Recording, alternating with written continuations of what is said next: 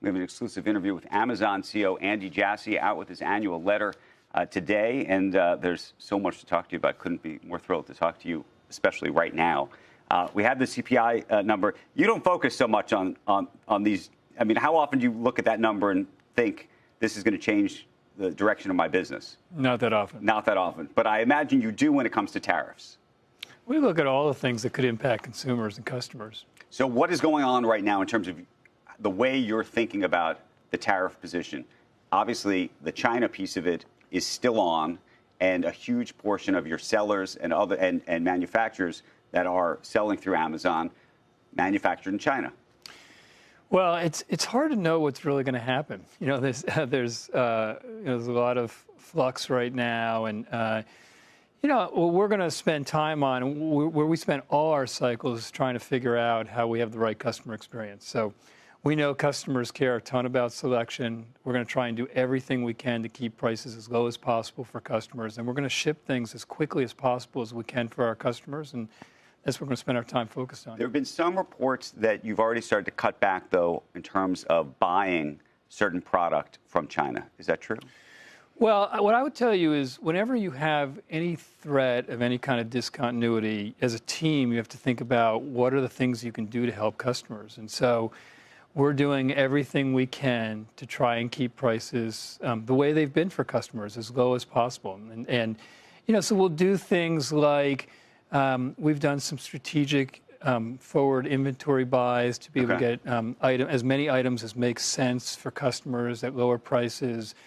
And there are some cases where we have deals we were negotiated that weren't done, where we'll renegotiate terms to make it easier for customers to have lower prices. So we're going to do everything we can to keep prices as low as possible. Are you seeing, by the way, any pull forward in terms of folks saying, I need to buy? My son, just yesterday, who's been desperate for a new laptop, said, Dad, maybe we got to buy the laptop now because it could cost a lot more later.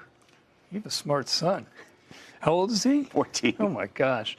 I think, again, it's such little data at this point since, the first set of tariffs came out, and then yesterday there was a pause. But we have seen, we see people have not stopped buying, and in certain categories we do see a little bit of people buying ahead. But it's hard to know if it's just an anomaly in the data because it's just a few days, or how long it's going to last. But we're going to do, as I said, everything we possibly can to keep prices low for customers. Who is going to eat the cost, though? Because I think that's one of the big questions. How much can get passed on to the customer? How strong do you think the American consumer is right now? And how much of it gets eaten by Amazon? How much gets eaten effectively by potentially a third-party seller? I think we'll have to see how it all plays out. But if you made me guess, I'm guessing that that sellers will pass that cost on. Fully. I think they'll try. And I understand why. I mean, depending on which country you're in, you don't have 50% extra margin that you can play with. So I think they'll try and pass the cost on. And as I said, it's so early right now, but we haven't seen any change in consumer behavior in a meaningful way yet. Is there any change in terms of your own behavior, meaning the company's behavior? And one of the things you're doing is building data centers, for example, and having to invest heavily in that space. Obviously, there's component parts that are coming in from China and all over the world, and how you think about that, for example.